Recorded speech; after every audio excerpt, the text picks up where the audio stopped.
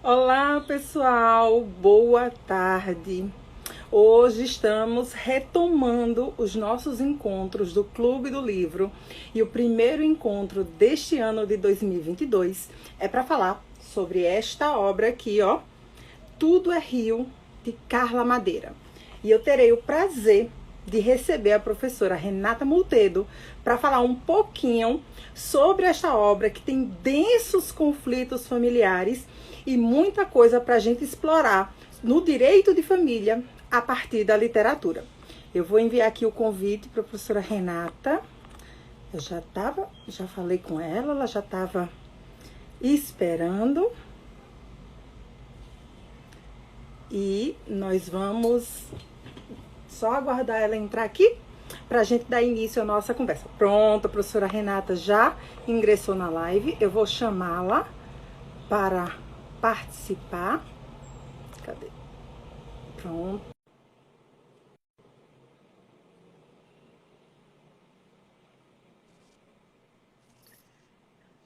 Olá, professora Tudo bem, Renata, professora tudo bem? Patrícia? Que prazer estar aqui hoje com você, falando dessa obra maravilhosa, participando desse clube, né? Que tanto aí nos brinda. Oi, que...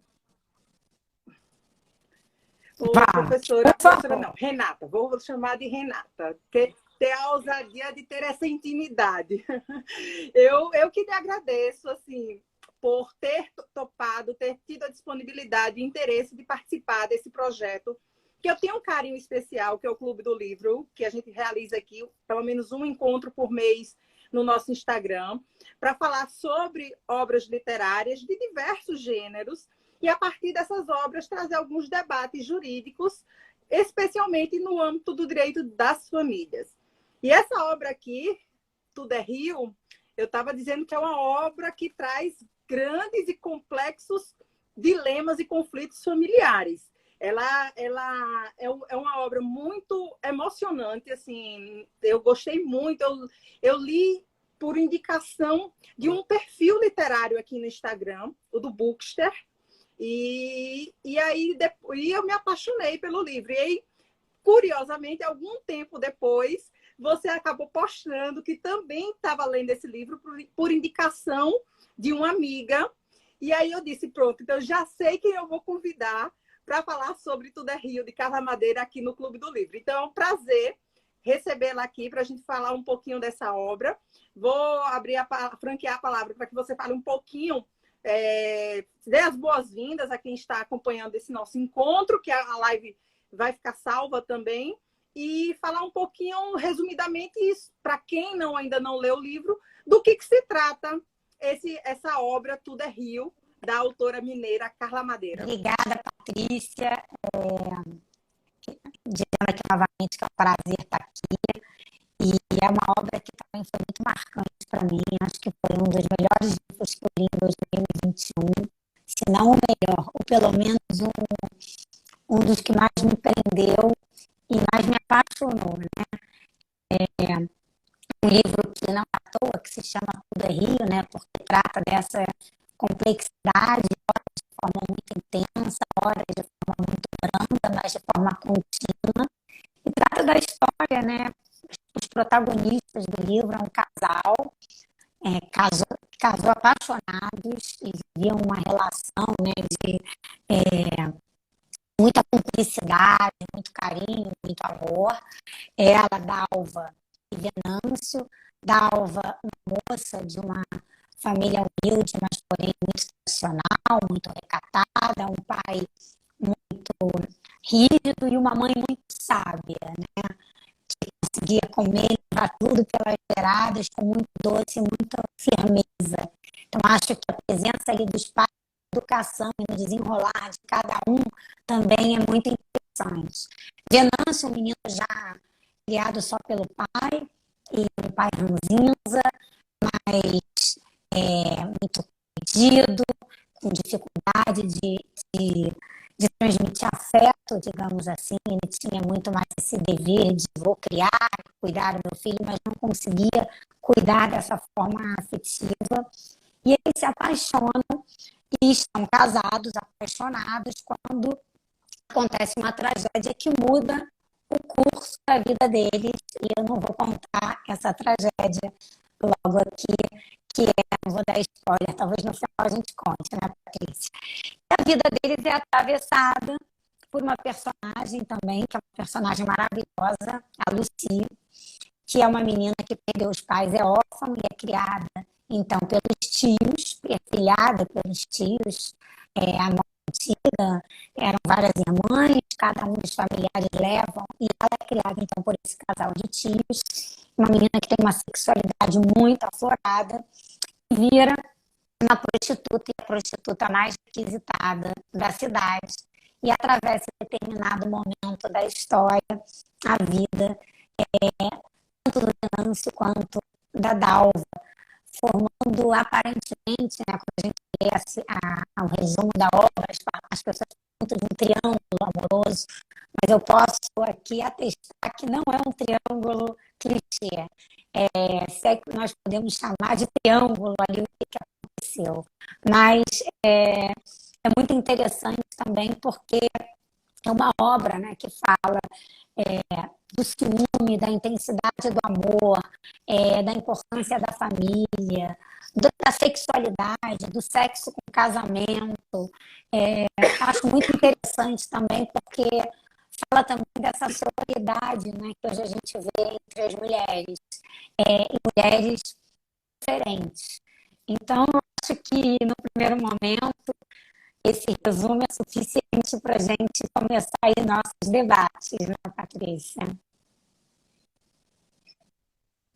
Isso. E aí eu vou destacar justamente o trecho que talvez acabe dando o principal spoiler, a grande reviravolta da história, que foi um momento, logo no início do livro, de violência familiar.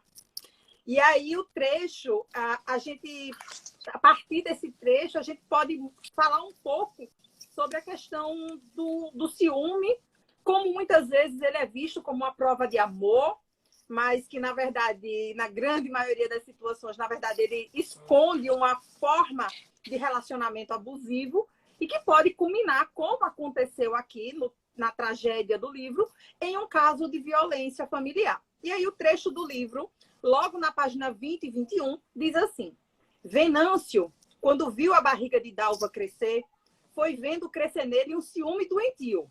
Aí veja, o ciúme não é nem de um outro homem, é do próprio filho.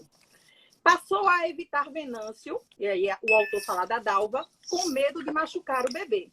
Olhava mais para o espelho do que para os olhos dele. E isso foi alimentando nele a mais profunda convicção de que naquela barriga crescia um ladrão que ia roubar para sempre a mulher da sua vida. O filho tinha nascido de manhã. E aí eu pulei alguns trechos para destacar realmente aquela parte mais relevante. Quando ele entrou no quarto, Dalva oferecia o bico do peito para o menino. Os olhos de Venâncio pararam ali. Sentiu uma dor de infidelidade, traição. A nuca esquentou num quase desmaio. Ela punha na boca do menino o bico do seio que era dele. O bico acordado e estava lá entumecido, pronto, sem que ele o tivesse excitado. O momento dela e do filho cegou Venâncio de uma absurda loucura. Ele arrancou os meninos do braço dela e jogou longe. Bateu em Dalva. Bateu e espancou. Normalmente, né, Renata, quando a gente ouve os relatos de violência familiar, doméstica, geralmente voltada ao ciúme de um outro homem, de uma terceira pessoa na relação conjugal, que efetivamente iria tirar o amor, aquele amor de uma relação horizontal, do parceiro. Mas nesse caso, o ciúme ele é tão doentio que o ciúme foi do próprio filho, de, primeiro, ter a atenção daquela mãe no período gestacional e depois, ao nascer, na única forma possível de se alimentar um feto, assim, né, a não ser naquelas situações em que realmente não existe disponibilidade, e a gente sabe da importância do aleitamento materno, o Venâncio o seu ciúme cegou tanto que ele cometeu uma violência não só contra o recém-nascido, mas contra a própria esposa, como se ela o tivesse o traindo ao dar de mamar para a criança. Exato, Patrícia. O que eu acho mais interessante desse trecho, desse episódio do livro, é que as pessoas ligam muito a palavra ciúme, né, à traição ou ao ciúme de um outro homem ou de uma outra mulher. E é pouco falado do ciúme que existe. Ciúme de um filho. Ficou mudo. Voltou, Patrícia? Então, um ciúme, Voltou. às vezes, do sucesso do outro, o ciúme da maternidade, o ciúme da relação do companheiro ou da companheira com os amigos. Então, a gente hoje, quando a gente fala de ciúme ou de possessividade, e o mais interessante é como esse livro ele não traz clichês, né? Então, ele fala de um ciúme ali, que é um ciúme profundo da outra pessoa ter um espaço que não seja para o companheiro. E esse é um ponto que me chama muita atenção na relação dos dois, porque eles vivem um relacionamento que é quase uma simbiose, né? Um vive a vida do outro, pouco importando a sua própria vida. E, normalmente, relacionamentos onde a gente não abre esse espaço, né, para cada um ter o seu eu, é um relacionamento que, em algum momento, vai se complicar até as pessoas descobrirem como é preciso ter, né, essa sinapse, essa distância para você continuar admirando e olhando o outro como outro, né, e não como parte de você.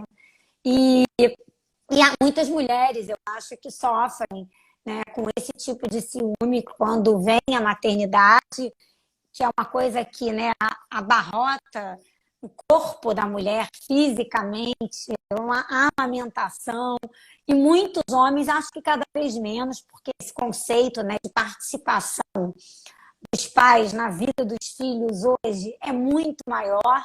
Então, antigamente, acho que o pai começava a se relacionar com as crianças quando a criança começava a falar ou começava a tocar, e hoje a gente vê cada vez menos isso, até pelas várias formas, né, de família, ambos homens, mesmo que não amamentem, duas mulheres, um homem e uma mulher, pouco importa, mas conseguindo transmitir esse amor materno e paterno que antes ficava muito cerceado ali na relação mãe e filho, que era, né, como culturalmente, principalmente a gente pode dizer aqui no Brasil, a gente via a maternidade como um assunto da mulher, né, o cuidado dos filhos como um assunto da mulher e o público como um assunto dos homens. E ali, aqui, eu acho que é o grande clique dessa relação da Dalva com o Venâncio, que é uma relação que, por mais que parecesse perfeita, ela tinha que ser repensada, porque ela não tinha um espaço individual mais de cada um. Eles viviam essa simbiose que é difícil quando você não tem mais essa individualidade, você vive a vida do outro, você conseguir que essa relação se perpetue por muitos anos, né? Por mais que já se perpetuassem no passado, mas talvez muito mais por uma dificuldade que as pessoas tinham de sair dessa família tradicional e de ter coragem, né, de dizer que não é mais feliz ou de tentar um outro modelo. Mas hoje isso ainda acontece. A gente que atua na área do direito de família, a gente vê que muitos divórcios acontecem porque esse espaço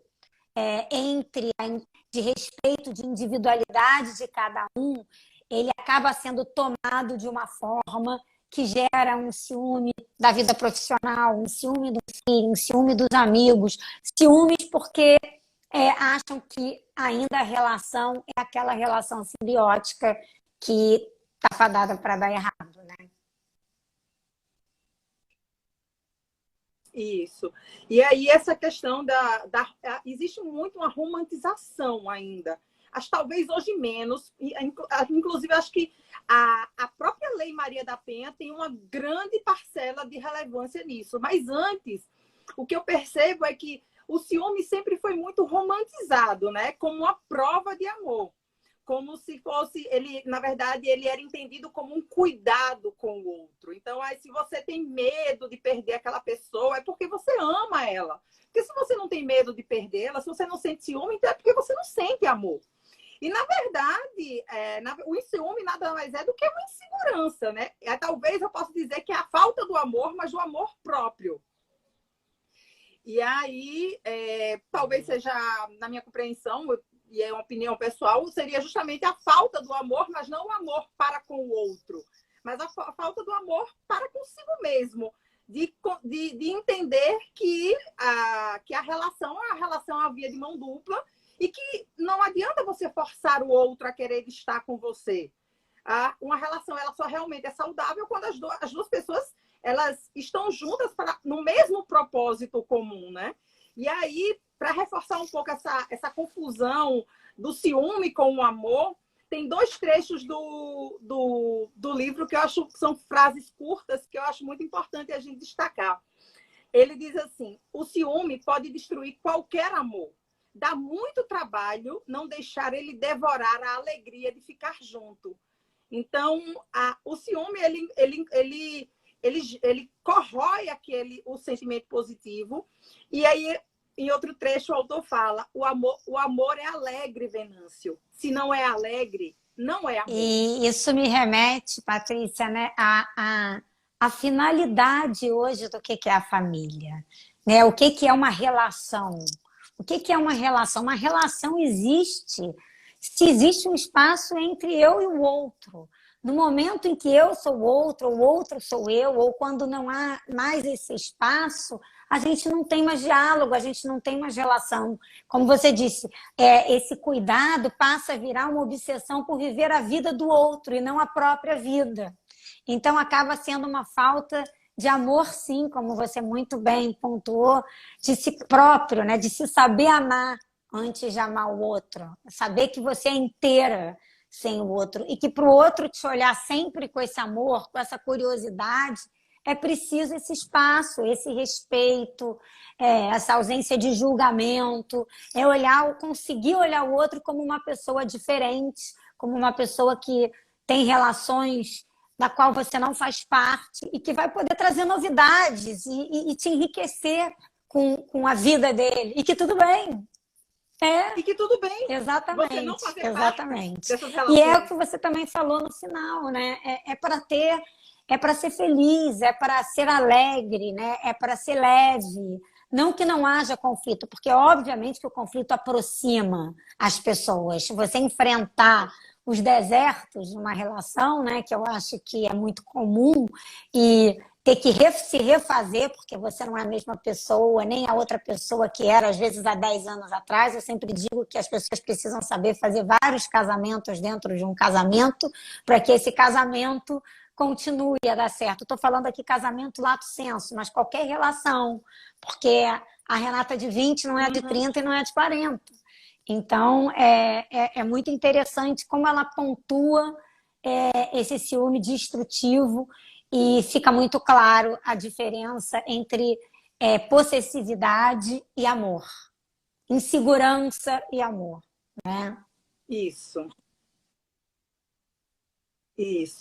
E aí você falou sobre essas transformações da família, e uma coisa que é bem destacado, assim, até socialmente, na própria legislação, é a transformação da mulher dentro da família. E o livro também retrata muito sobre essa questão do comportamento feminino e do padrão social que se espera como a gente ouvia falar antes, de uma mulher de bem, né? E tem um trecho que ele fala muito sobre essa questão do que se espera do comportamento feminino na sociedade. E aí ela fala do relacionamento da Dalva com o pai dela. Seu Antônio esperou Dalva na sala aos berros. Teve notícias de que a filha andava se engraçando com o filho do seu José. Aí passa um trecho, ela diz: filha minha, querendo cair na boca maldosa da cidade, sendo fácil nas esquinas, no caminho de casa, dando intimidade para esse moço esquisito, se esfregando nesse filho de peixe. Mas nunca. tem que ter permissão, viu? Tô avisando, Dalva. Acabe com isso. Tá achando que eu te criei para ser vagabunda? Se perder por aí, na mão de qualquer um, te mato antes de morrer. E aí isso me remete muito àqueles casamentos arrumados, principalmente, né, antigamente, em que muitas vezes as filhas eram dadas pelos pais a homens mais velhos, muitas vezes até por interesses patrimoniais. A cobrança que existia em relação à própria castidade da mulher, e isso refletido na nossa legislação, quando o defloramento da mulher era causa de invalidade do casamento. E quando a gente pensa também na ótica do casamento já realizado, que a gente tinha a nefasta previsão legal da questão do débito conjugal. Por uma questão do casamento, impor um dever de fidelidade aos cônjuges. Então, a mulher ela precisava se submeter aos desejos sexuais do marido, mesmo contra a sua vontade. Então, tudo isso, a mulher sendo inferiorizada, sem ter autonomia, tendo o seu corpo, a sua intimidade devassada por uma questão de um padrão social que, inclusive, refletia no ordenamento jurídico que se impunha à mulher. E eu é muito interessante, né, esse paralelo que o livro vai trazendo da personagem da Dalva e da Lucy, que era uma menina também que veio de uma família que os tios tinham uma posição social e ela resolve descobrir o próprio corpo, ao contrário, né, de toda aquela geração e aquele momento, e praticamente se propõe a ser uma prostituta por opção. Ela vai se descobrindo num espaço, talvez, por que ela é a prostituta mais requisitada da cidade? Porque ela se conhece, ela vai perpassando pelo seu corpo, pelos seus desejos, pelo seu prazer, ela se olha como mulher. E isso hoje ainda é um tabu, né? Hoje é um tabu falar a mulher olhar para os seus próprios desejos, como é que ela se satisfaz, ela precisa de um homem, ou é o homem que sabe satisfazer a mulher. Então, a gente entra na parte da sexualidade que, nossa, se uma mulher fala de prazer ou de sexo ou de relacionamento aberto, essa mulher ainda sofre muitos preconceitos hoje. Né? Até dentro do casamento, não precisa nem trair. Vamos supor que uma mulher queira ousar, muitas vezes. Eu já tive um de divórcio porque essa mulher só pode estar me traindo, porque ela está se descobrindo, está querendo outras coisas. E aí começou uma obsessão, quando, na verdade, a minha cliente ela resolveu, ela deu um clique, ela teve filha mulher, mulheres na adolescência, ela começou a estudar, né? E se estudar sexualidade. Ela falou, eu não quero que a minha filha seja uma mulher que tenha esse tabu todo com o seu próprio corpo, que seja uma provedora da satisfação do outro e não de si própria. E aí, quando a gente fala de desejo, de libido, a gente não está falando só de sexo, porque isso, né, essa falta dessa perspectiva da mulher poder procurar o que ela deseja é em relação à vida, né? Porque a libido ela é importante para a vida, para a sua profissão, para o que você faz com amor, para você se conhecer, para você poder ali aflorar todas as suas potencialidades como pessoa. E isso sempre foi muito, como eu vou dizer, abafado dentro do campo feminino. Mulher era para satisfazer os filhos, o marido, a família, os pais, e nunca a sociedade, nunca a si própria. Exatamente. E aí, em outro trecho também, a gente fala muito sobre esse dever da maternidade no livro. É como se, exatamente, a mulher tivesse papéis sociais e ela não pudesse se desviar, ela não pudesse ter outras aspirações, ter outros desejos, inclusive de não ser mãe. E aí tem um trecho que ela fala mais ou menos assim. Dinha Zezé morreu no parto da terceira filha. Deixou uma escadinha de 3 Marias, da ajuda, das graças e das dores. Para ela, a hora de dar à luz era mais escura, chorava desesperadamente antes, durante e após o parto. Dizem que assim que teve a primeira filha, da Ajuda, trancou as pernas. Queria evitar Lázaro para sempre, por medo de engravidar. Mas ele reclamou seus direitos e ela ficou sem saída. Então, é uma mulher que não tinha prazer no desenvolvimento de uma gestação, ela tinha horror ao momento do parto e, mesmo após o nascimento das filhas, ela não mantinha um relacionamento afetivo amoroso com a filha. Ela tinha uma certa repulsa pela maternidade como um todo, mas como era casada e se exigia dela um determinado comportamento de submissão aos direitos do seu marido, aquele débito conjugal e a pressão de que é sempre muito... Você até falou essa questão da pressão social de que a felicidade da mulher está atrelada a ter um parceiro, a felicidade da mulher está atrelada à construção de uma família, à maternidade.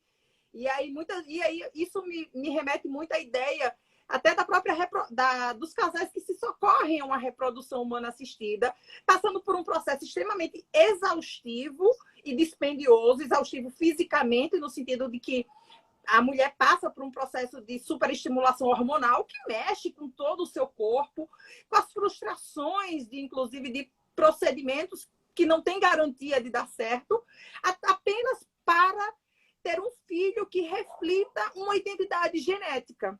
Como se a necessidade dessa identidade genética fizesse aquele filho mais filho do que outros filhos advindo de outros meios. E aí eu queria que você falasse um pouquinho sobre essa pressão sobre a maternidade, sobre eu acho que isso está muito ligado, Patrícia, àquela finalidade da família, né, da procriação, como se o primeiro, né, a finalidade antigamente da família era procriar. E hoje e a maternidade, né? E a mulher, para ser mulher, inclusive para ser mulher, né? Para dizer que ela é uma mulher completa, ela precisa dar à luz, ela precisa amamentar. Existia até um preconceito quanto as mulheres não conseguiam amamentar seus filhos por alguma dificuldade. Aqui quem já amamentou sabe que às vezes é difícil no início enfim. Mas eu acho que é isso aí. Hoje em dia a gente tem uma família que não tem mais essa finalidade, né? A família hoje, ela é um instrumento de realização das pessoas que a compõem, né? Então, a gente partiu, hoje a gente parte de uma outra premissa do que é a família, do que é a mulher, que uma mulher pode não querer ter filhos, que isso não a torna menos mulher, menos família, ela pode não querer casar, ela pode... né, decidir que a coisa mais importante para ela é a vida profissional ou é cuidar. Às vezes, eu tenho casos, né, conheço pessoas, por exemplo, que hoje em dia as pessoas estão vivendo muito. Então, o encargo dos pais já é um encargo tão grande que como é que agora eu ainda vou ter filho? Se eu tenho que cuidar dos meus pais. A gente está num momento do mundo muito diferente. E as pessoas vivendo mais, ao mesmo tempo ficando mais doentes, e um momento que a gente para refletir, né, até muitas vezes, qual é a finalidade, né? Se eu tenho disponibilidade de tempo para me dedicar a outro ser humano, né, e criar outro ser humano, ou se eu vou ser uma pessoa melhor para o mundo, ajudando as pessoas que já estão ao meu redor. Exatamente. A Luciana Durão, ela fez um comentário aqui que eu achei muito interessante sobre a sua fala acerca da Lucy. E ela disse que a Lucy é o contraponto daquela dita mulher do lar. Ela era uma mulher assumida em seu desejo e por isso era tão desejada. Porque o desejo gera desejo. Né? E aí tem outro ponto do livro, é que o livro tem vários aspectos que são muito interessantes para a gente comentar. E aí tem um momento da história, e aí dando um spoiler aqui, que o Venâncio cruza o caminho da Lucy, e apesar dela ser uma mulher que gosta da sua profissão pelo prazer que ela tem e oferece aos seus clientes, ela se apaixona perdidamente pelo Venâncio, e um amor não correspondido, porque o Venâncio, por mais que tenha praticado aquela violência que afastou ele de uma vida conjugal, de fato, da sua esposa, da Dalva, ele ainda ama a Dalva, perdidamente apaixonado, procurando na Lucy o refúgio para as satisfações do corpo, né? E uma fuga daquele relacionamento conjugal que até então estava falido, né? Que a partir daquela violência entrou em falência. E aí, nessa relação ocorrida entre o Venâncio e a Lúcia acaba engravidando sem estar nos seus planos aquela gravidez. E aí, ela comunica ao Venâncio sobre a gravidez, e aí o livro retrata a reação do Venâncio, a surpresa de outro filho, agora um filho indesejado, por não amar a pessoa com quem que iria gerar aquele filho. E aí o livro faz assim: algumas vezes pensou em procurar a Lucy, mas não teve pressa. O bebê foi mais rápido do que ele. Queria dizer que não ia faltar nada para o filho dela. Arcaria com o sustento vida fora. Aprendeu com o pai. Seu José nunca deixou faltar nada de mastigar, nem quando vivia afogado no ódio dele e da mãe. Quando os dois foram morar com a tia, a mãe do Venâncio e o Venâncio, o dinheiro chegava todo mês, sem atraso.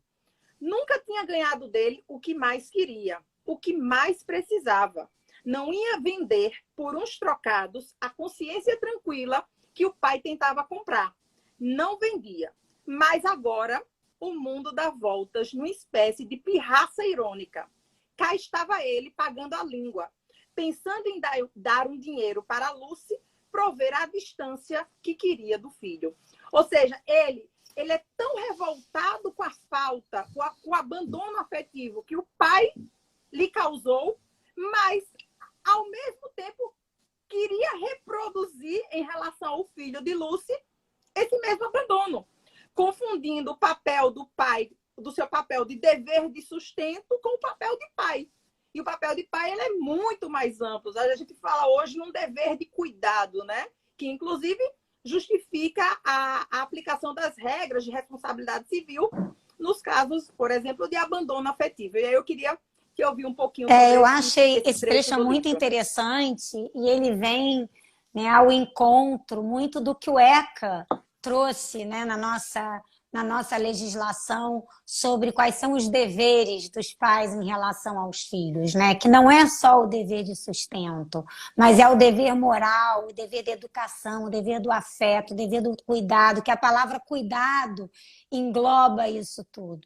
E como que essa ausência, esse abandono moral, né, porque envolve a presença no dia a dia, a presença ao lado das escolhas, da educação, do carinho, e aqui a gente acho que o abandono moral talvez seja a palavra maior que o afeto só, né? Porque é a presença, né? É a presença no cotidiano, no crescimento do filho, na sua transformação de uma criança para um adulto, que com uma educação com fins emancipatórios de respeitar esse próprio filho, dando para ele todos os subsídios necessários para ele se tornar uma pessoa humana e emancipada e capaz de fazer as suas próprias escolhas.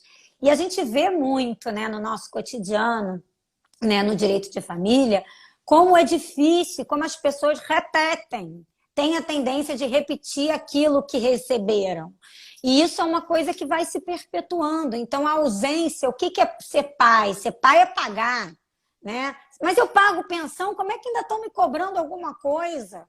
Como assim? A gente tem um caso muito famoso aqui no Rio, que a juíza determinou uma multa para o pai que não pegava o filho, na época era visitar, não gosto nem mais dessa palavra, porque pai não é visita, né? Mas não convivia com o filho, não queria conviver com o filho. E o pai então resolveu que ótimo, agora eu pago a multa. E não vou ver o meu filho. Ele preferia pagar. Como, por exemplo, uma das penalidades do Código, né, uma das previsões da perda do poder familiar, da autoridade parental, é o abandono. Sendo que isso, muitas vezes, pode ser um prêmio para aquele que já não quer assumir a parentalidade. Então, a gente hoje se questiona qual é, né, quem é o pai. Por isso que a gente diz, né, pai é aquele que cuida, pai é aquele que cria, pai é aquele que dá afeto, né? Não necessariamente como antigamente a gente tinha a prevalência do vínculo biológico. A gente sabe que hoje a gente tem os três vínculos que podem ser na mesma pessoa, o biológico, né, o jurídico, que é através do registro, e o socioafetivo, mas a gente também pode ter esses vínculos em pessoas diferentes, como hoje a gente tem o reconhecimento da multiparentalidade, que é a possibilidade de você ter um pai biológico e consanguíneo e também ter reconhecido como seu pai aquela pessoa que de fato te criou, te deu carinho, te deu afeto, te deu educação e te fez crescer, né, ali todos os dias para você se tornar um ser humano capaz de fazer as próprias escolhas independentes. O próprio livro fala de uma situação de parentalidade socioafetiva. Justamente naquela situação em que a mulher morre ao dar à luz a terceira filha, o autor narra como fica a situação das três crianças órfãs, né? E aí ele diz assim, as madrinhas, as tias, as primas ofereceram levar uma filha ou outra para criar, mas ele não permitiu. O pai prometeu nunca separar as meninas e só pôde cumprir a promessa porque tinha Francisca, com toda a sua bondade por perto. Foi ela quem assumiu as Marias. Tinha virado mãe. A morte de Dinha Zezé foi o revés. Foi o revés de um parto. Fez as meninas entrarem dentro dela de um jeito tão irreversível quanto nascer. E esse livro ele é poético, porque eu acho tão bonito isso que ela disse. Foi o revés de um parto e fez as meninas entrarem dentro dela, a maternidade entrou dela tão irreversivelmente quanto se ela tivesse parido aquelas crianças, né? E é justamente isso. A parentalidade socioafetiva hoje ela é compreendida justamente como a escolha de assumir a função de ser pai, de ser mãe, perante alguém com quem você não tem vínculos genéticos, biológicos. É muito interessante, e a gente sempre fala, desde que a gente entra na faculdade, que a função do direito é regular as relações sociais e que o direito tem que acompanhar essas transformações que acontecem nas relações em sociedade. E como aquele ditado popular tão antigo, né, que diz que pai é quem cria, como ele foi tão incorporado agora de maneira tão... E tão bonita, né, Patrícia? Porque hoje a gente pode ver esse reconhecimento. Às vezes você falou, até mais do que um vínculo biológico. Aquela pessoa nasceu para ser mãe daquela criança muito mais do que a própria mãe, como no caso da história da Lucy, né? Ela não queria ser mãe. E ela se vê com aquela criança que, na verdade, não foi programada, ela sabe que ela não quer ser mãe, ela sabe que ela acha que ela não vai ser uma boa mãe, ela não tem esse instinto, ela olha para aquela criança de uma forma, como é que eu vou lidar com isso? Eu não tenho nada dentro de mim, eu não tenho vontade. E até uma forma de amor. Essa consciência dela, de certa forma, eu consigo enxergar como uma forma de amor para esse filho. Ela diz, eu não sou capaz de proporcionar o que esse filho ele precisa. Se eu não sou capaz, eu prefiro entregar essa criança a alguém em que eu confio que vai ofertar o amor que eu não sou capaz ou que eu não posso Exatamente. dar a ela. É uma forma de amor você reconhecer as suas limitações e ter a responsabilidade, né, com aquela pessoa que você deu à luz, de alguma forma, nem que não seja com você, oferecer as melhores condições para essa pessoa crescer, né, e virar uma pessoa independente, realizada. E é o que você falou, muitas vezes a gente também na sociedade olha como é que uma mãe pode dar um filho para adoção? É um preconceito, como assim? Né? Mas não existe desculpa interromper, mas não existe esse preconceito aquele pai que sequer visita, né? Vamos usar esse termo, para utilizar do termo mais raso possível da convivência familiar, que sequer visita o filho. Não existe essa mesma cobrança da responsabilidade parental que existe para a mulher do E que nesse ponto, né, com o acho que homem. você já falou lá atrás, a guarda compartilhada, ela veio, né, proporcionando essa consciência, além de mudar de fato a lei, porque antes a guarda unilateral materna era a que prevalecia, e hoje, na falta de consenso ou acordo, é a guarda compartilhada, ela tem uma mudança jurídica efetiva na preferência, né, na regra padrão, que não é mais a guarda unilateral, mas a compartilhada, mas também é fundamental para a mudança de cultura, para chamar, né, porque a mulher ela foi para a vida pública, mas o homem não veio para a vida privada. Então, eu acho que é um chamamento, olha aqui, a sua responsabilidade é igual, né? Nos momentos, não é só no sustento, é no dia a dia. E nesse ponto, a gente já pode, não temos muitos anos, né?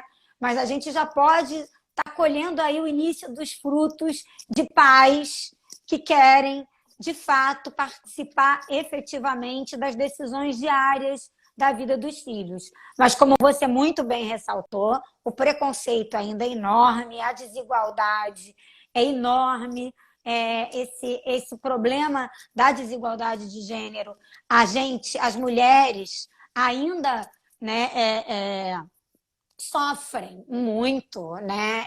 Tem uma sobrecarga, né? Sem dúvida a gente vê aí, a gente atende no nosso dia a dia como advogada e a gente consegue enxergar quão duro ainda é esse papel, principalmente também na hora do divórcio, né? Ou na hora da... Às vezes, assim, quantas mulheres optam por permanecer numa relação porque os filhos estão pequenos, porque esse pai não participa, porque ela não tem como sustentar ainda, né? Ainda que muitas mulheres tenham ido, mas a gente vê essa dificuldade muitas vezes no dia a dia, e que de fora as pessoas falam, mas por que não se separa? Porque muitas vezes é intransponível, ela não consegue, nem ela, né? A própria mulher, talvez, né? Todos são filhos de mulheres, reproduzem muito esse machismo. Tem muitas mulheres que são muito mais machistas do que os homens. Então, é uma sociedade que veio com uma cultura que precisa ser desconstruída. E a gente está nesse momento aí, né, dessas obras lindas, que trazem uma personagem linda como a Lucy, que começa, né? Porque, como você falou, essa linguagem poética dela, ela vai de uma velocidade, de uma intensidade, que a gente vai se apaixonando e a gente vai lidando com os nossos preconceitos e depois vai questionando os próprios preconceitos que todos nós temos, né? Eu acho que o primeiro passo é reconhecermos que todos somos preconceituosos. Isso. A própria poesia, eu acho que já começa no próprio título do livro, quando ela fala tudo é rio. Esse rio, na verdade, é uma metáfora para as águas do nosso corpo, né? O suor, as lágrimas, o sêmen, né? De todas as formas que aquilo essas águas, elas de certa forma exprimem emoções e sentimentos que a gente passa ao longo da vida. E aí a Luciana também está comentando aqui, eu estou achando ótimo. Ela é uma super psicóloga. Vários trechos, tá e ela aqui. falou sobre a questão.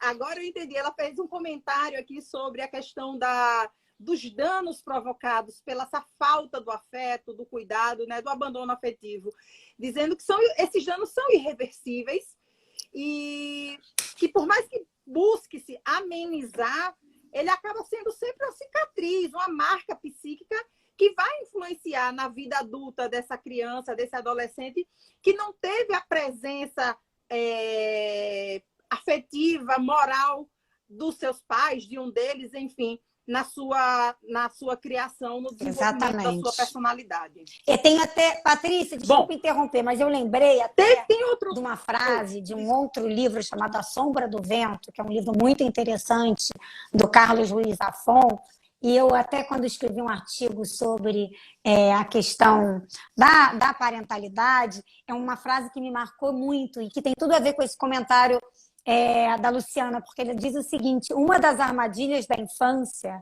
é que não é preciso se entender para se sentir. Quando a razão é capaz de entender o ocorrido, as feridas do coração já são profundas demais. Então, essas marcas que ficam na infância, elas são muitas vezes intransponíveis, porque a criança ela não está nem entendendo, mas ela está marcada com aquele sentimento. No futuro de abandono, né, de violência, e no futuro, quando ela sofre alguma situação como adulta, a pessoa que remete a essa dor, aquilo parece que a pessoa tem que elaborar muito, né? Tem que ter feito muita, tem que ter muito trabalho aí psíquico para a pessoa conseguir superar os traumas da infância, que são, como a Luciana falou, realmente muitas vezes irreversíveis. Muito, muito, muito legal essa percepção, porque às vezes, inclusive, é muito comum, às vezes, e aí eu digo, porra, não só profissionalmente, mas até no próprio ciclo de amizades, às vezes você conversando com amigos e aí comentando sobre algum conflito familiar, e aí às vezes a pessoa diz, mas a criança não entende. E eu sempre digo, a criança, ela entende, ela pode não compreender a complexidade daquele conflito, daquela situação, mas ela entende que alguma coisa não está bem e que muitas vezes isso, ainda que ela não tenha a exata compreensão, isso vai influenciar no comportamento dela. As pessoas tendem a associar a falta, a integralidade do desenvolvimento psicológico da criança com a falta de entendimento, até mesmo do fato de que isso não impede, essa falta desse desenvolvimento psicológico completo não impede que ela sinta os efeitos negativos. O fato dela não conseguir dizer o que está sentindo não significa que ela não está sentindo. Então, muitas vezes, não, mas ela é criança, ela não entende nada, e minimizar os impactos. E não tem como os filhos saírem ilesos de um divórcio. Então, quanto mais aquilo é falado e trabalhado, ou de uma perda de um pai ou de uma mãe, ou, né, de uma ausência, de um buraco, de uma figura paterna ou materna, isso tem que ser... E quando você consegue pegar ou não, transformar esse não dito por dito, quando essa criança está mais velha, você talvez tenha alguma chance ainda de dar subsídios para esse adulto trabalhar com essa dor e com essa marca que ela não sabia na época dizer, né? E não por isso, como você falou, ela não significa que ela não estivesse sentindo tudo à flor da pele, talvez até mais à flor da pele do que todos os adultos que estão ao redor. Exatamente. E aí também tem outro trecho do livro que ele fala muito sobre a questão do felizes para sempre, né? E aí eu sempre às vezes fico me questionando dentro desse novo padrão de relacionamentos familiares, ao mesmo tempo que antigamente a gente tinha casamentos que duravam não pela manutenção do amor, não pela manutenção do propósito de vida em comum, né, de uma felicidade conjugal, mas muitas vezes por pressão social, né, ser uma mulher desquitada até uns anos atrás era praticamente ser equiparada a uma prostituta, né? O estigma que isso causava e que hoje a gente vê, né? E aí vários autores falam num princípio constitucional implícito que seria o da busca da felicidade pela facilitação da constituição, da desconstituição de famílias, pelo alargamento do próprio conceito de família. Mas, ao mesmo tempo, nessa busca da felicidade, eu não tenho como deixar de pensar nos amores líquidos que Bauman tanto fala, né? De como os relacionamentos afetivos estão tão frágeis, tão volúveis como a própria água. E aí tem tem um trecho do livro que ele fala sobre essa questão de você manter um casamento, muitas vezes, pela aparência.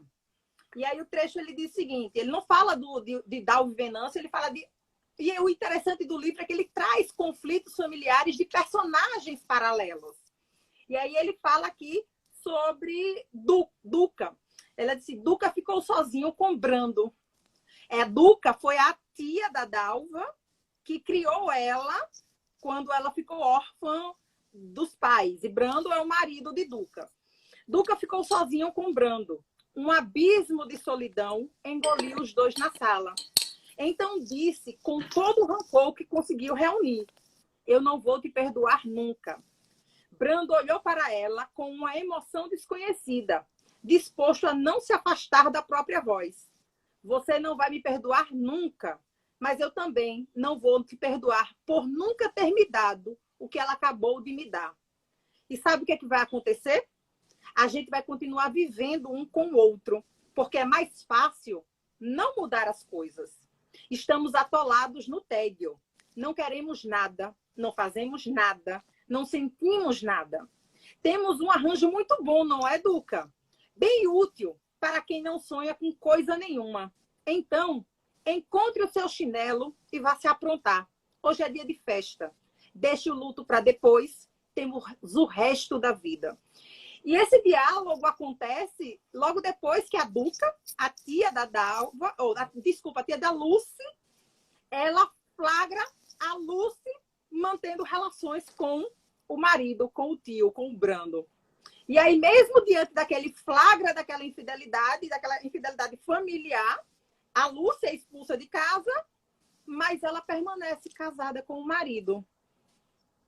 E aí eu queria te ouvir, muitas vezes por essa questão da pressão social e dos padrões sociais que se impõem. Muitas vezes as pessoas elas preferem manter um mau casamento do que recomeçar a vida. Elas têm medo, muitas vezes têm medo de ficar sozinhas durante, principalmente, depois de uma certa idade, de não encontrar um novo relacionamento, um parceiro para viver. Eu acho que esse trecho é muito marcante e me remete muito à ausência de recursos que as pessoas tinham de tolerar esse vazio, a solidão, de se conhecer. Porque quando você não está no seu cotidiano, estou aqui acordando, criando filho, indo para o trabalho, eu tenho que parar para pensar em mim. Eu tenho que parar para pensar o que eu quero, o que eu desejo, o que eu tolero. E as pessoas, muitas vezes, e até hoje, não querem parar para pensar. Porque a mudança exige um trabalho, né? A mudança exige uma força que tem que vir de dentro. Então, às vezes, é muito mais fácil você tolerar esse casamento, não ter que se explicar socialmente para ninguém, tolerar E eu digo que essa postura, que é, para mim, uma falta de autonomia, de desejo, de libido, às vezes faz com que pessoas que estão insatisfeitas com o trabalho, com a profissão, nunca mudem, né? Pessoas que estão numa relação infeliz ou abusiva, nunca consigam sair dela, porque isso exige também, né? É uma relação dialética. E exige também essa força motivadora, né? De querer mudar. E, às vezes, não mudar é muito mais fácil. E, às vezes, também, porque uma traição, ou às vezes um conflito, ou uma tragédia, ela vem para você mudar a própria relação. Não necessariamente você precisa mudar de marido, mas você precisa parar e falar, essa forma de se relacionar, claro, não estou dizendo num caso de violência, num caso de abuso, mas eu estou dizendo que às vezes entra numa simbiose, que é o que aconteceu com a Dalva e com o Venâncio, que aquela tragédia veio para se distanciar os dois, mas criar um espaço também para a Dalva ver quem ela era, o Venâncio entender que ele não tinha desejo por outras mulheres, entender o que é o amor de verdade, eles se conhecerem para poderem se reencontrar, né? Porque também tem isso. Pode acontecer, né, de você, como eu disse aqui no início, a gente precisa saber ter essa força de querer mudar o próprio casamento, se for o caso. E nem isso as pessoas se propõem muitas vezes a fazer. Então, e é um preconceito, como você falou, né? Muito mais. E nesse ponto, eu queria falar de uma personagem que eu acho que é uma personagem genial do livro, que a gente ainda não falou, e que eu acho que você vai falar dela agora, mais para frente, para a gente já indo para o encerramento, que é a Aurora, né? A mãe da Dalva.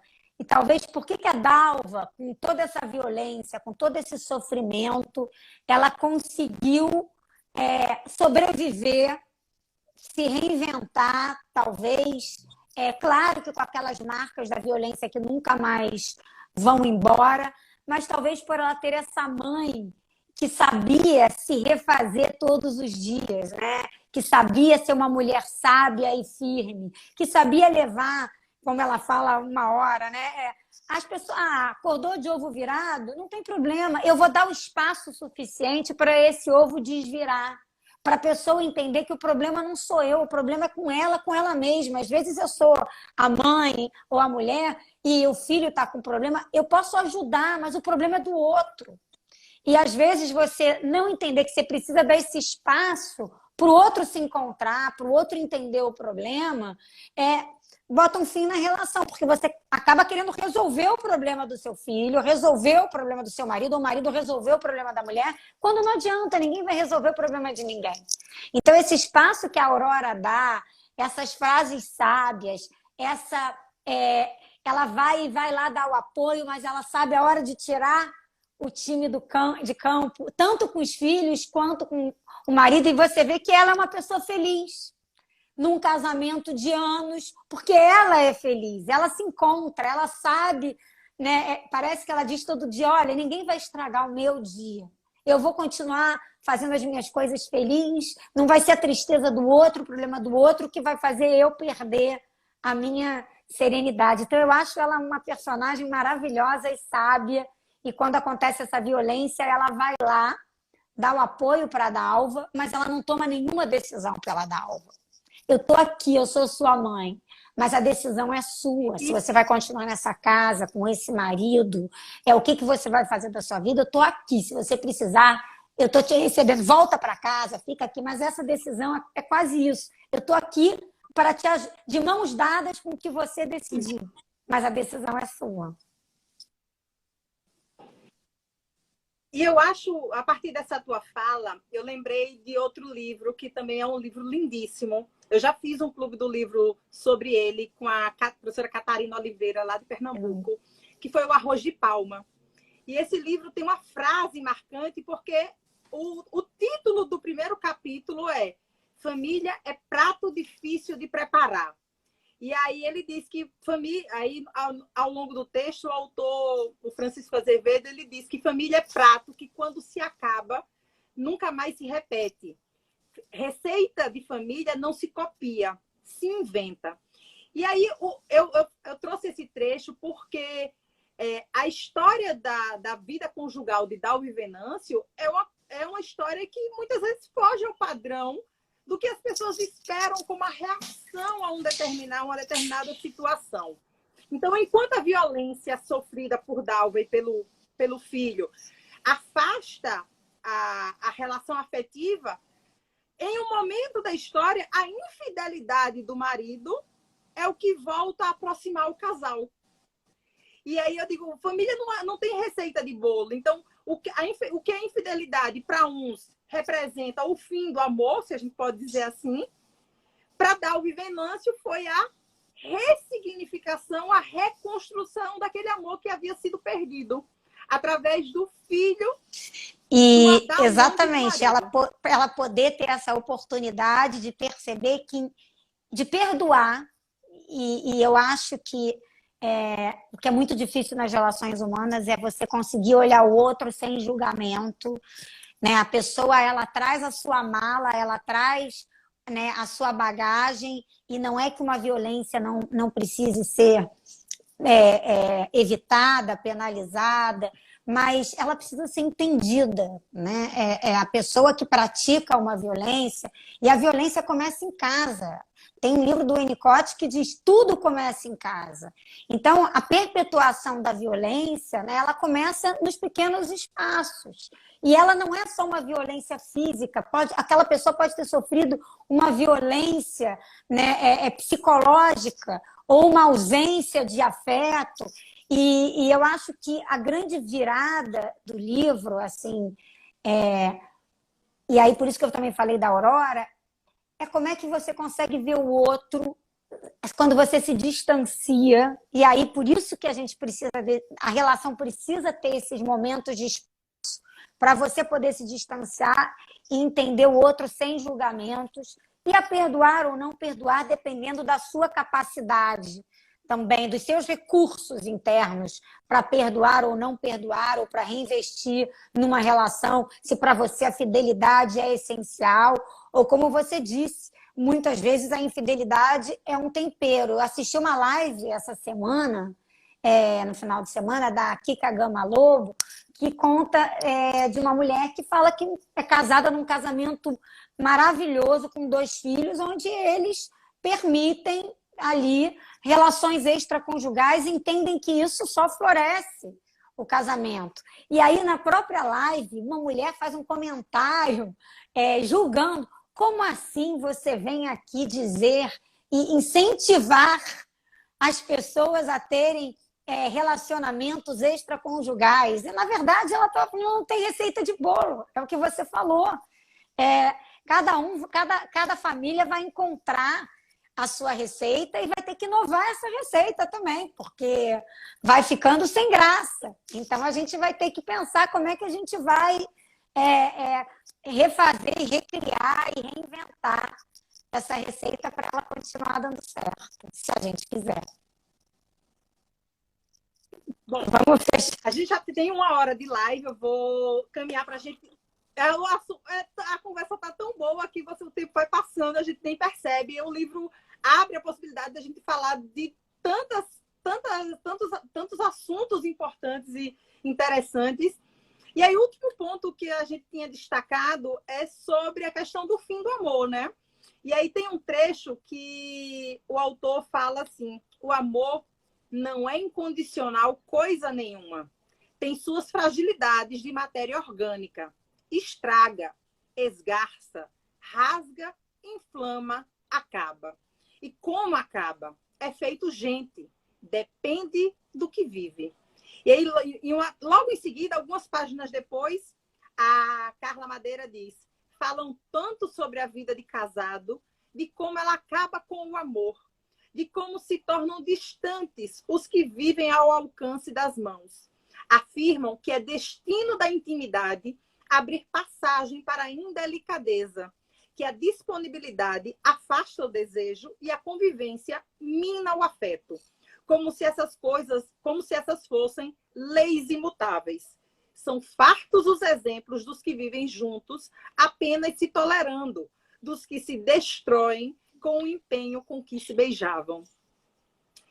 E aí eu remeto à sua fala, que você disse agora há pouco, de que o erro, muitas vezes, é você querer estagnar uma expectativa quando as próprias pessoas mudam. Você querer manter o mesmo relacionamento do início do namoro, do início do casamento, 5, 10, 15, 20 anos depois, quando as pessoas que fazem aquela relação, elas não são as mesmas de 5, 10, 15, 20 anos atrás.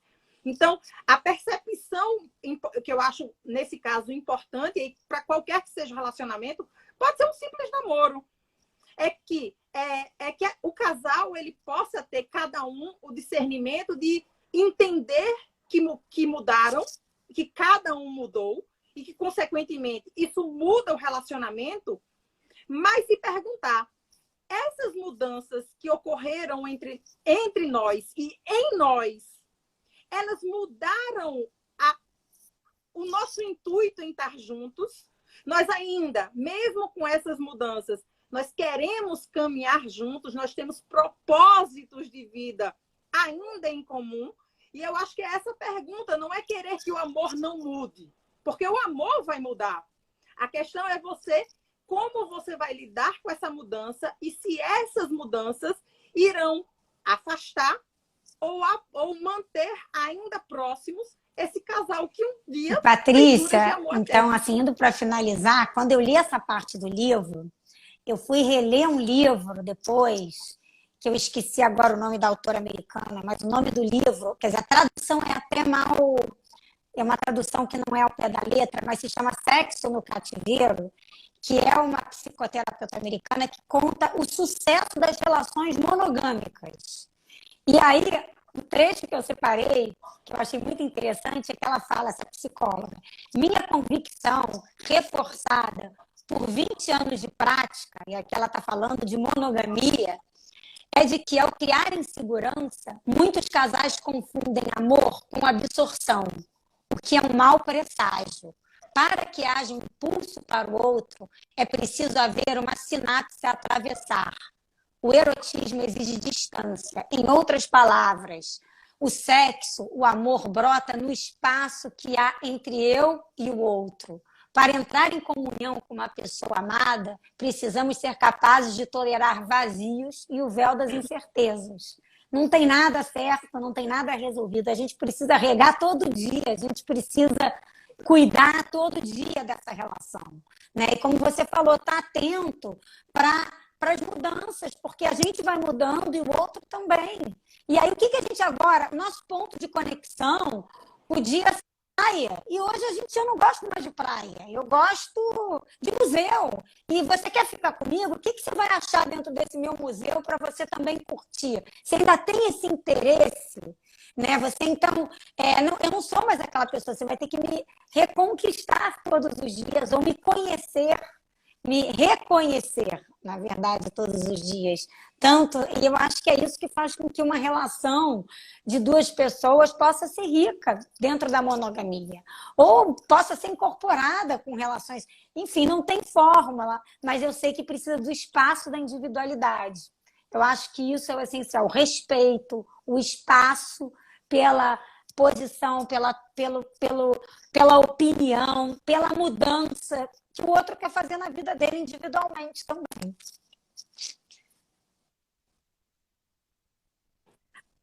Eu concordo, assino embaixo em gênero, número e grau.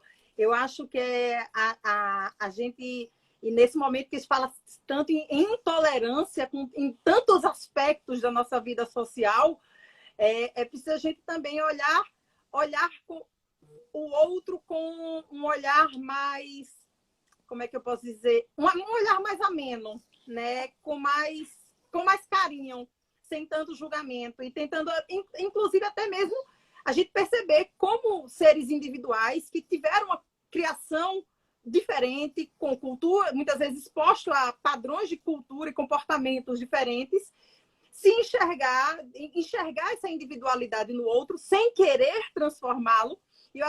Porque eu acho muitas vezes curioso que a pessoa começa o relacionamento admirando determinadas qualidades no seu parceiro, mas ao longo da relação tenta fazer com que aquelas qualidades elas deixam de existir. Então, você está querendo transformar o outro em uma versão, uma segunda versão sua. Então, por quais motivos você se encantou pelos aspectos da personalidade, né? E a gente entender isso, que a gente tem as nossas individualidades e que essas individualidades mudam. E aí é preciso a gente também entender que mudar de opinião, mudar de comportamento... Mudar de gosto, né? Enfim, mudar de gosto. Mudar, né? Não é contraditório, é natural, entendeu? E que aí é só preciso tentar identificar. Para mim, a ideia é simples. Existe ainda um propósito em comum? Eu consigo respeitar essa individualidade que, inclusive, se transforma no relacionamento? E é justamente esse espaço de individualidade que você falou. E só para finalizar aqui, minha última palavra, é o que você falou, que é essa palavra que eu acho que hoje todo mundo fala e poucas pessoas praticam, que é a empatia, né? É você conseguir se colocar no lugar do outro sem julgar e sem querer resolver. Sem querer resolver. Porque você vai resolver de uma forma que pode não ser a forma que vai dar certo para o outro, mas você se colocar no lugar dele, no sentido, eu estou aqui sentindo a sua dor e estou do seu lado, como a Aurora faz, é o gesto mais bonito da empatia, né? E as pessoas, essa palavra foi um pouco banalizada, eu acho, mas é a palavra que a gente está mais precisando ainda. Exato. Bom, Renata, eu queria muito agradecer. Eu tenho certeza que quem pôde acompanhar a live ou quem vai assistir a gravação dessa live depois vai ter o mesmo sentimento que eu tenho agora, de que foi uma conversa maravilhosa, um bate-papo realmente leve, apesar de às vezes assuntos até densos, mas que você conseguiu trazer tantos pontos de reflexão aqui que realmente o livro em si é um livro até poético, realmente poético, na forma como a autora escreve, a Carla Madeira, mas eu fico muito feliz de poder ter tido essa conversa sobre esta obra, especialmente com você. Muito, muito obrigado mais uma vez. E fico aqui à disposição para sempre que puder, nós tenhamos outras conversas tão gostosas quanto essa. Vocês são maravilhosas. Curto demais você como pessoa, como profissional, como professora. E tenho uma profunda admiração e foi um prazer e uma honra participar desse bate-papo com você. Um beijo grande a todos aí. Um beijo especial à Luciana Durão, que participou ativamente aqui e que está aqui, inclusive, dizendo que gostou muito da live das observações. E aí, aqui, reforço a minha admiração também pela professora, pela acadêmica, pesquisadora e pela pessoa que é a professora Renata, que nós temos a oportunidade aí, mesmo nesse momento de pandemia, ter algum contato num grupo de grandes civilistas desse Brasil inteiro, que são apaixonados pela essa área do direito e que, especialmente dentro do direito das famílias, nós temos essa conexão especial que gerou esse encontro tão lindo sobre esse livro, Tudo é Rio, de Carla Madeira. Então, quem não leu, a gente falou muito, deu alguns spoilers, mas tem muita coisa que a gente ainda não falou, principalmente sobre o fim da história. Então, fica aí a dica para quem não leu o livro. Então, um beijo, Renata. Muitíssimo obrigada. Fica com Deus. Saúde para você e para toda a sua família. E um beijo bem grande, especial também para quem acompanhou esse nosso bate-papo. Tchau, tchau. Tchau.